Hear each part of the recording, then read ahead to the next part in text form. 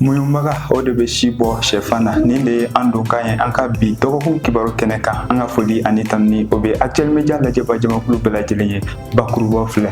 timinaja ani seko ni dɔnko yalayalikɛlaw ni u bɛ wele fɔcogoya wɛrɛ la togolokɛlaw cɛsirilen don an ka bɔlɔn ni ɲɔgɔn cɛ intelligence artificielle bɛ sababu ɲuman ani farati ni ɲɔgɔn cɛ malidenw fɛ aw bisimila ko kura an ka dɔgɔkun kibaru kɛnɛ kan i n'a fɔ an y'a fɔ bakuruba kɔnɔ cogo min wele cogoya wɛrɛ la toklo ni olu ye kalalikɛlaw ye minnu bɛ yala an ka du ni ɲɔgɔn cɛ an ka sigidaw kɔnɔna na a dɔw bɛ yala nɛgɛso la wa dɔw yɛrɛ bɛ yala u sen na ka machine da u kama na hali n'a y'a sɔrɔ u bɛ gɛlɛya caman sɔrɔ u ka baara in na sifinaka caman bɛ minnu bɛ u dayirimɛ sɔrɔ nin baara kofɔlen na Nana Kadija Kone ye ɲinili dɔ kɛ an ka jɛ ka a ka sɔrɔ lɔnjɛ ɲɔgɔn fɛ. Ni ye an ye sabali bugu kabini nɛgɛ kaɲɛ 11 bɛ gosi ni maa ninnu bɛɛ lajɛlen b'u labɛn k'u ka nɛgɛsow ta yaasa ka tile baaraw dabɔ ka yala yala faba ni ɲɔgɔn cɛ tile mun bɛ bɛɛ lajɛlen awɔ yala yala tayɛriw ni an ko olu ma ko toklo kabi i m'u ye i b'u ka ciseaux mankan nin mɛn kabi yɔrɔ jan ka d'a kan u b'o mankan bɔ ni ka kiliyanw wele kuma dɔw la ni y'u ye i b'a sɔrɔ dɔw ka machine b'u kan na walima dɔw yɛrɛ b'u ta bila nɛgɛso kɔfɛ ni ka yala du ni du ka maaw ka bɔrɔtɔw kala o bɛ se ka kɛ ɔrɔbu ye pantalon walima kiloti yɛrɛ o n'a ɲɔgɔnna caman denmisɛnnin ta i n'a fɔ mɔgɔkɔrɔba ta yala ni toklo ninnu min ni warimisɛnnin minnu fara ɲɔgɔn kan a b'u nafa wa ne y'a daminɛ 2016 alhamdulillah an bɛ nafa caman sɔrɔ a la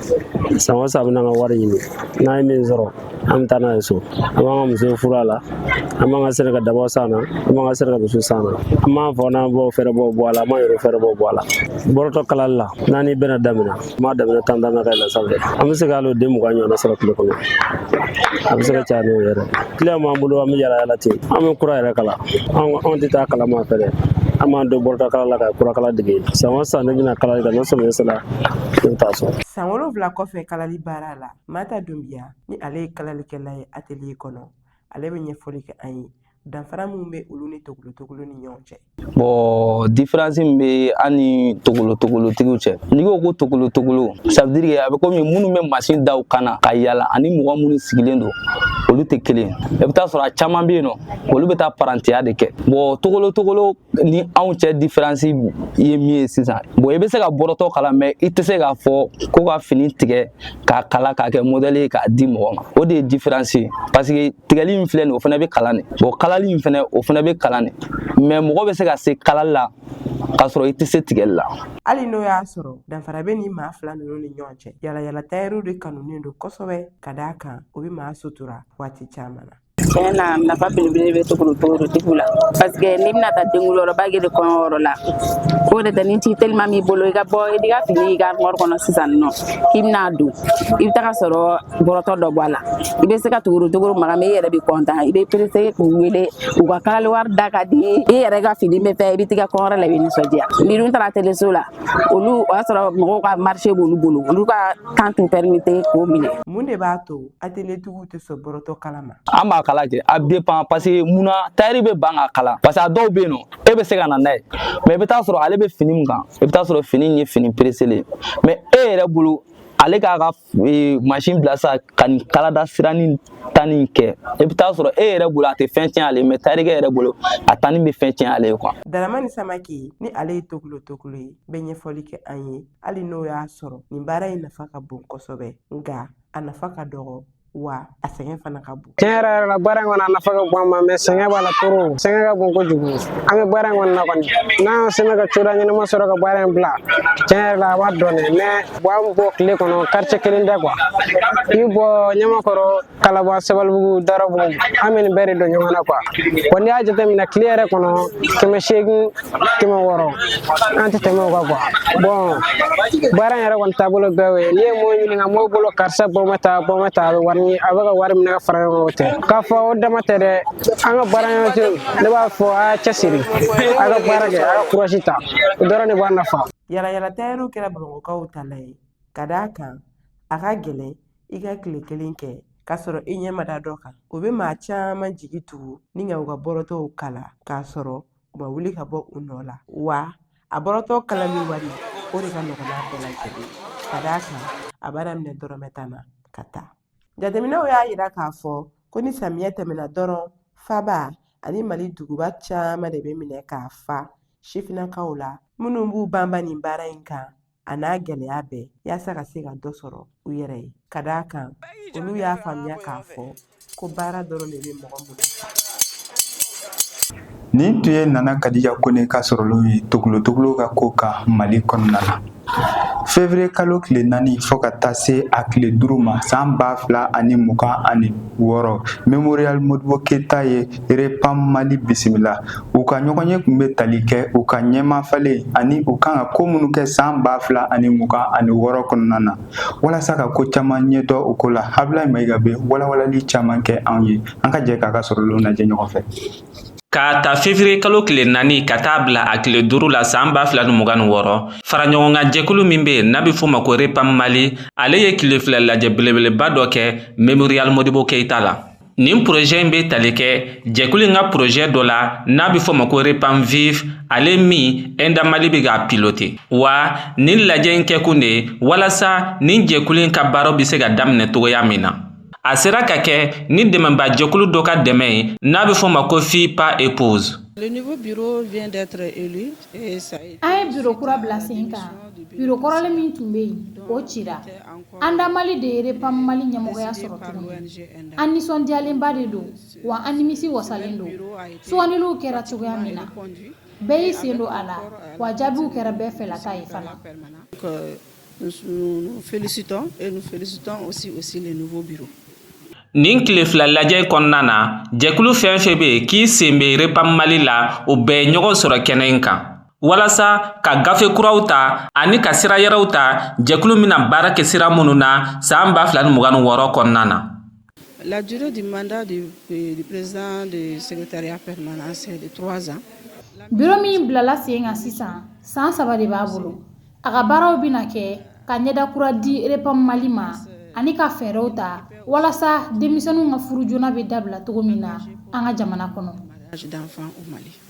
Nous pensons que vraiment le réseau an jigi b'a kan k'a fɔ ko Repam Mali bɛna an dɛmɛ kosɛbɛ an ka baarakɛtaw la ka d'a kan an bɛɛ ka hakilinataw ye kelen ye k'an janto denmisɛnninw la kɛrɛnkɛrɛnnenya la musomaninw ka denmisɛnnin ninnu don furu la joona kɔlɔlɔba de b'a la. En ce sens vraiment.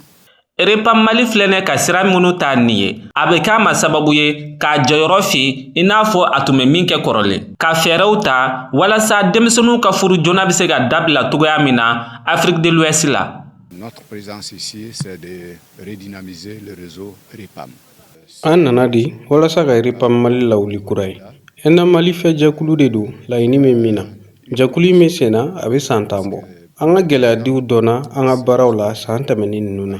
A tun ka kan an ka dɛmɛba dɔ sɔrɔ min b'an dɛmɛ an ka Repam Mali ka baaraw lawulili la. Wa o dɛmɛbaga sɔrɔla ni o ye Fille pas épouse. D'accompagner en tout cas le processus de redynamisation en tout cas de ce réseau. Repam Mali ka baara minnu filɛ nin ye ka daminɛ nin ye a bɛna kɛ tare ye jango denmisɛnninw ma minnu ka hakɛ bosilen don u la ani ka kɛ sababu ye denmisɛnninw ninnu ka furu joona badenba bɛ se ka bɔ a la cogoya min na kɛrɛnkɛrɛnnenya la an ka jamana kɔnɔ. I n'a fɔ an y'a fɔ bakuruba kɔnɔ cogo min intelligence artificielle ni ale ye subahana ɲininikɛ sira ye bɔlɔlɔ sanfɛla la bɛ ka fanga sɔrɔ dɔɔni dɔɔni an ka jamana kɔnɔna na ni a dɔw nafa ka bon nka dɔw fɛnɛ kɔlɔlɔntan tɛ a kɛlen don sababu ye ka gɛlɛya caman wuli k'o sababu kɛ a faamu cogo ye malidenw fɛ an bɛ se ka ko jumɛn ɲɛdɔn o ko la Mayimuna Dawu ye ɲinili dɔ kɛ an ka jɛ ka a ka sɔrɔlenw lajɛ ɲɔgɔn fɛ.